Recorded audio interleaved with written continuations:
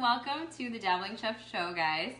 Today we are going to be making an amazing vegan double chocolate dessert that is going to get you through the holidays, because we all need a little chocolate in our lives when it's super stressful, and this is an amazing crowd pleaser too. So I think you're gonna love it. So excited for you to be here with me live. Come on in, it's been a while.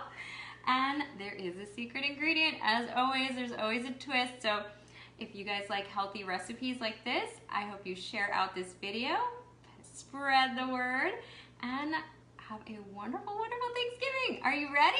If you have turkey questions while we're on live too, make sure to comment below in the chat. So let's get right to the recipe. This is my 1 bowl double chocolate vegan brownie recipe. So easy, so decadent. You guys are gonna love it. What do you need for this recipe? The first thing you're gonna need is flax eggs. So you can use regular eggs in this recipe, but it actually comes out better with flax eggs because then it's super gooey. Thank you for joining. Say hi in the chat so I know who's here. Hey Judy, so good to see you. I hope I'm not like off center or something, because I got some kind of error message when I started. So hopefully you can see me okay. So we are making a flax egg to start for our brownies. So this is always the first step anytime you're using a flax egg in a vegan recipe. You want to do that first so that it has about 10 to 15 minutes to set. Hi Christy, good to see you. Come on in guys, we're making brownies. You can't go wrong with this. So a flax egg is 1 tablespoon of ground flaxseed or flaxseed meal, which I keep in a little jar in the fridge because it can go bad in the counter. So 1 tablespoon of flaxseed meal to 3 tablespoons of water is the equivalent of 1 flax egg. So you actually want 4 tablespoons of ground flaxseed and 12 tablespoons of water, because we're making the equivalent of 4 eggs in this recipe, and that's what's gonna make these brownies super, super gooey and delicious. So do that first and let it rest for about 10 to 15 minutes. So I already did that ahead of time.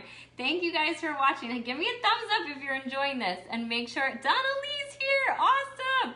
Make sure to share this out with all your friends who love healthy desserts. This is gluten-free too, I didn't even mention that.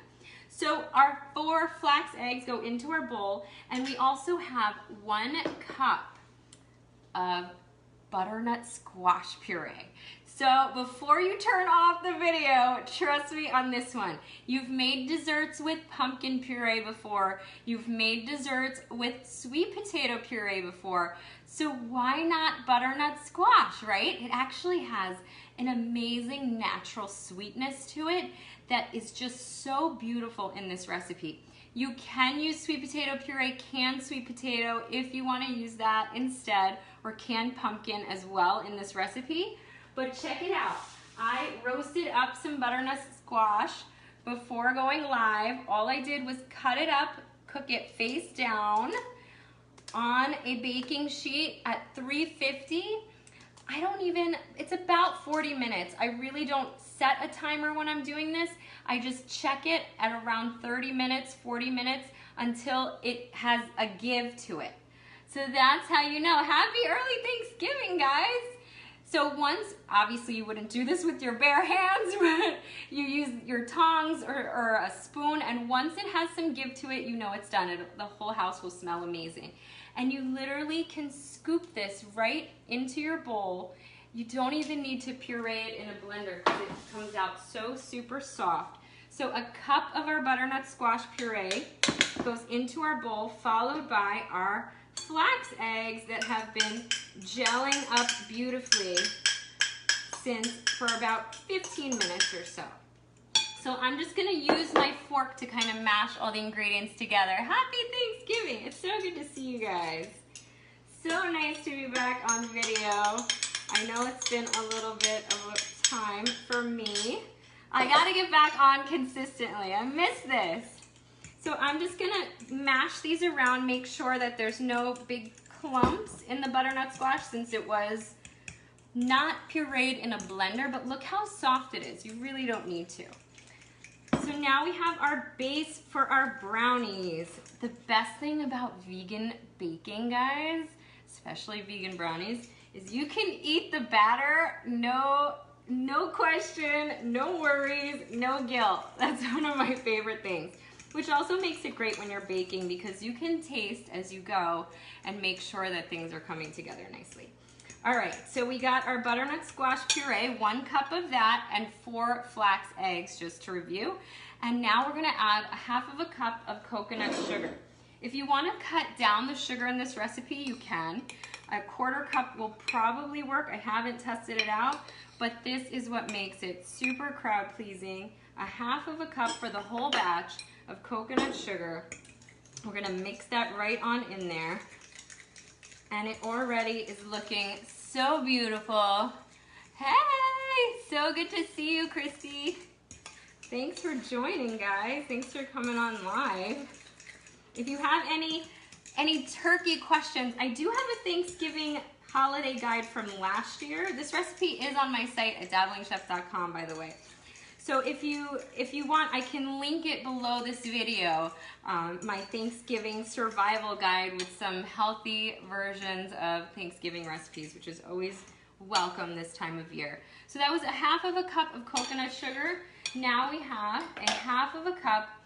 I'm going to use a gluten-free flour. This is Bob's Red Mill 1-to-1 gluten-free flour, which I find works really well as a replacement. Obviously, it's right in the name. It's a 1-to-1 flour. I'm going to use 1/2 cup of this, leveling it off with a knife right into my batter. And then we are going to probably switch from the fork to the spatula. So let's mix this in. And I'm just kind of adding and mixing as I go. So just 1 bowl for this. I found that as I was testing this recipe, it was fine to just make it all in the same bowl. Limit the amount of dishes that we have is always a good thing, because I don't know about you guys, but there are always a million dishes in my house, in my sink, because we're cooking all the time. And especially right now around Thanksgiving time, you're doing a lot of prep if you're hosting. You kind of don't want to add any additional dishes to the sink, but you want to enjoy some desserts as you go, if you ask me. So, all right, so that was 1/2 cup of Bob's Red Mill. Now we're gonna chocolify this up a little bit. We are going to add 1/3 cup of cacao powder. Now, cacao is a little bit different than cocoa powder. It's a little more bitter. It almost has a taste like coffee grounds or coffee beans, because it is the pure cacao plant. So if you want to take a look at this, it is red cacao. There is no added sugar. This is not processed. It's the purest form you can get. And that's when you get all of those amazing antioxidant benefits that you hear about chocolate being a superfood. Really, it's the raw cacao that has all those amazing properties.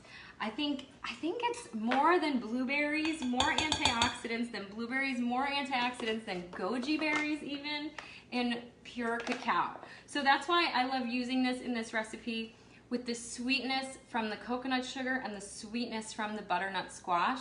You are offsetting that raw, bitter flavor. And I personally love it. It's kind of like a great quality dark chocolate.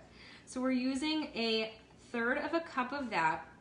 This is a red cacao from Santa Barbara Chocolate, and I love this brand because you could buy it in bulk.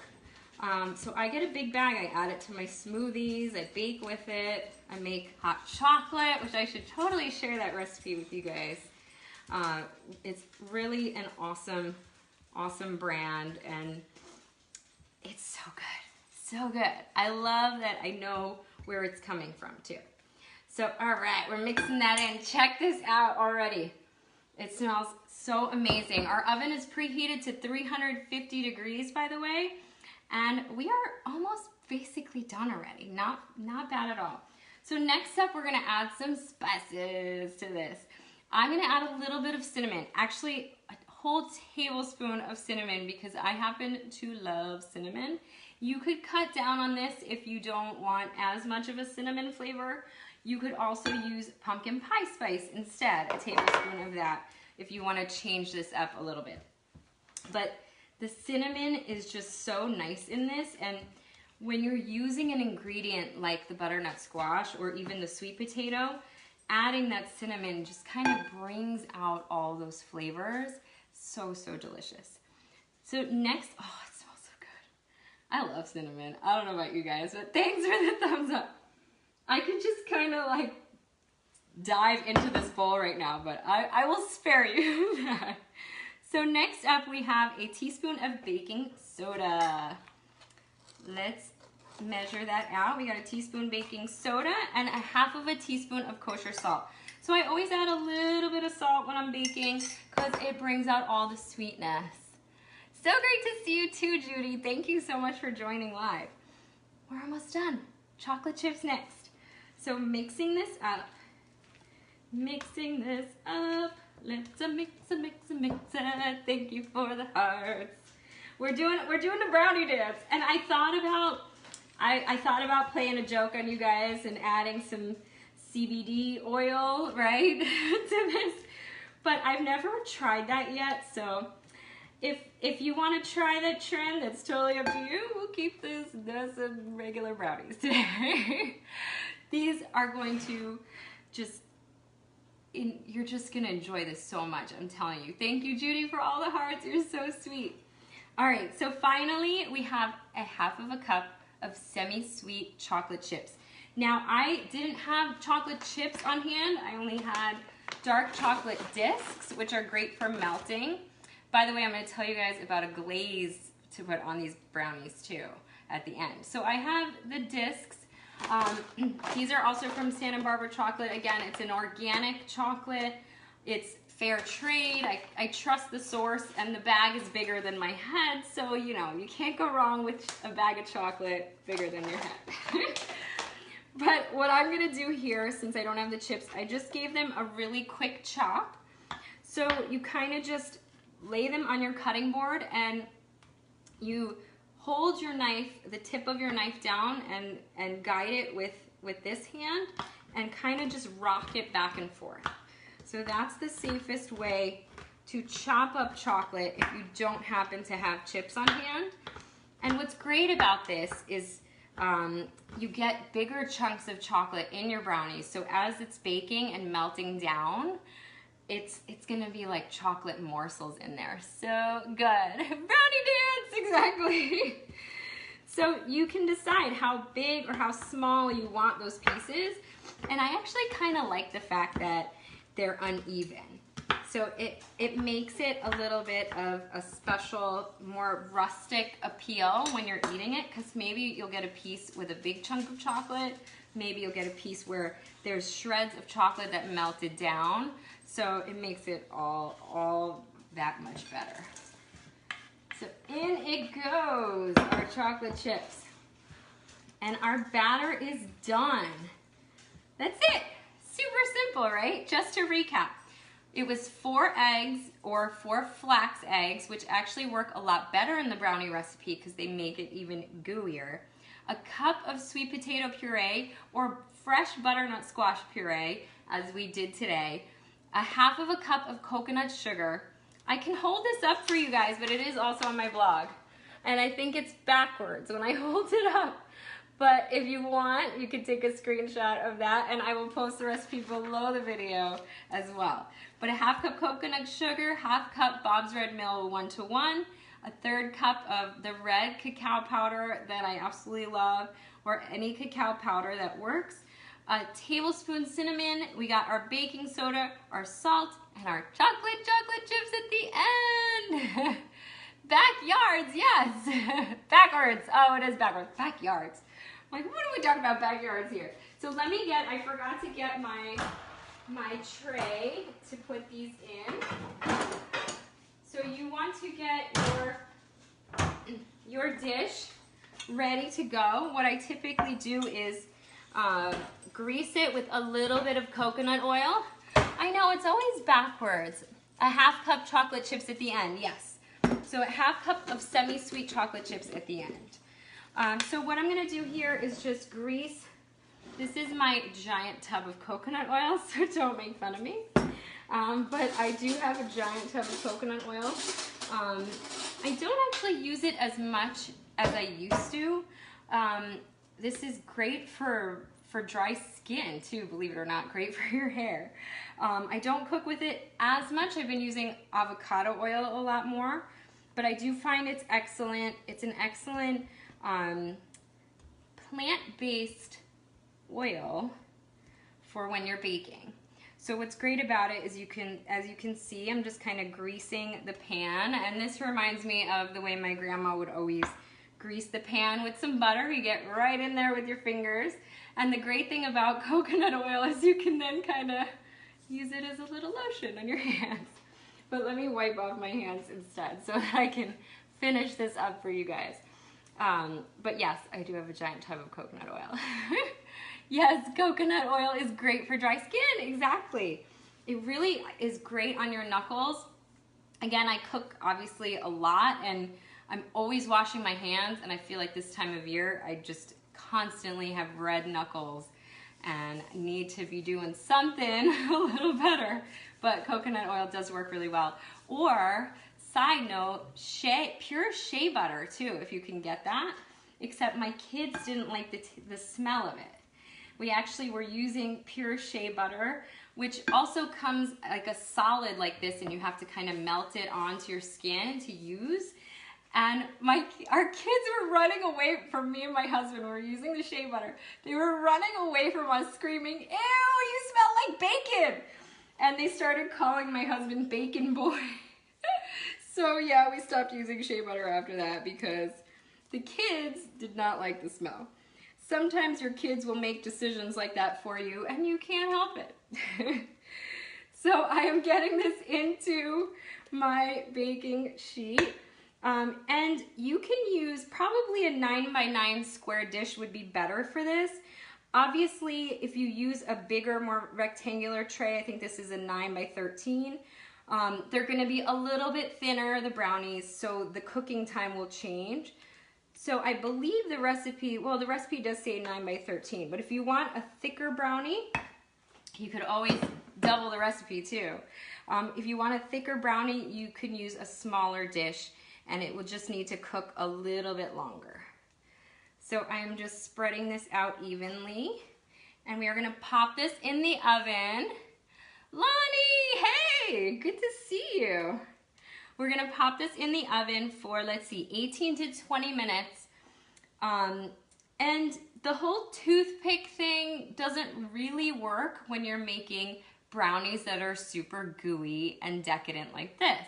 So 18 to 20 minutes, yes, a toothpick, you can do the toothpick test to kind of just make sure that it's cooked through, but there's always gonna be a little bit of crumb on the toothpick, and that's a good thing, because these are gooey, delicious, and really, you just want it to set. You want the ingredients to set because there's no raw egg in here. So it's not a matter of cooking it through necessarily, but just making sure that the ingredients set. Bravo, so good, right? So let me tell you guys the super quick glaze that I make for this. I kind of want to give it a taste. Should I taste the raw batter? I'm gonna taste. Who's gonna fight over the spatula? It's so good. And the cacao really gets beautifully balanced out by the coconut sugar, which is a better alternative to white sugar. It gets balanced out by that, and oh, it's so good, so good. I can't wait for these to be done. You could see the finished product on my Instagram if you guys follow me there at Dabbling Chef. And super quick glaze for this. So I made a tahini chocolate glaze. Look at that. Oh, it is so amazing. If you like tahini, I know not everybody loves tahini, but there's something about the combination of tahini and chocolate. It just goes so beautifully together and makes these super sophisticated. And you could always then finish it off with a little flaky salt too. That's kind of the grown-up version, I'll say, of these brownies. But the tahini glaze, and this is probably not enough, but it's 2 tablespoons of coconut oil, a half of a cup of those same semi-sweet chocolate morsels. So this, you don't need to chop them or anything. You just put them right into your little saucepan. So a half of a cup of the chocolate chips, 2 tablespoons of coconut oil, a heaped tablespoon of tahini. If you want to up the tahini flavor, you could always do another tablespoon. But I find that 1 tablespoon of tahini goes a long way, and it really just, it gives it that bite and that nuttiness without overpowering the chocolate. And then I also do a tablespoon of maple syrup just for a little bit of sweetness in the glaze. So when your brownies come out of the oven, you pour this all over top and it gets all, oh, it's so good. It gets all gooey delicious. It's amazing. I hope you guys enjoy this recipe. It really is a crowd pleaser, and you'll never know that there is butternut squash in there, or sweet potato, or pumpkin. We are working the squashes into our desserts because why not? It makes total sense, right? So I hope you guys have a wonderful, wonderful Thanksgiving. Gooey, gooey, delicious. So another glaze you could do, super simple, even easier than the tahini one if you'd like another alternative. It's just a little Nutella mixed with plain Greek yogurt, whole milk yogurt. One of my favorite dips. So it's a great idea for a little dessert platter for Thanksgiving too. If you're short on time and you want to bring something special to a party, big old fruit platter with all kinds of fruit for dipping, and literally the Nutella mixed with the Greek yogurt, and you're done. It's so good, so special. So there's your bonus recipe for today. So thank you guys. Thank you again for the hearts. Thanks for joining me today. Again, this was 1 bowl chocolate brownies, vegan, gluten-free, super simple, hidden veggie, because you know I'm all about that. And they are on my blog at dabblingchef.com. They should be in the top homepage slider, but I'll also include the recipe below this video. Thank you again. If you have questions, Thanksgiving questions, you're very welcome. Thank you for joining me live. If you have Thanksgiving questions, feel free to comment below and I'll do my best to answer. And happy Thanksgiving, guys. I will see you next time. Again, this is Andrea, Dabbling Chef Show, and I will be back more regularly, I promise, because I miss you all. Thank you for joining. Mwah! Happy Thanksgiving.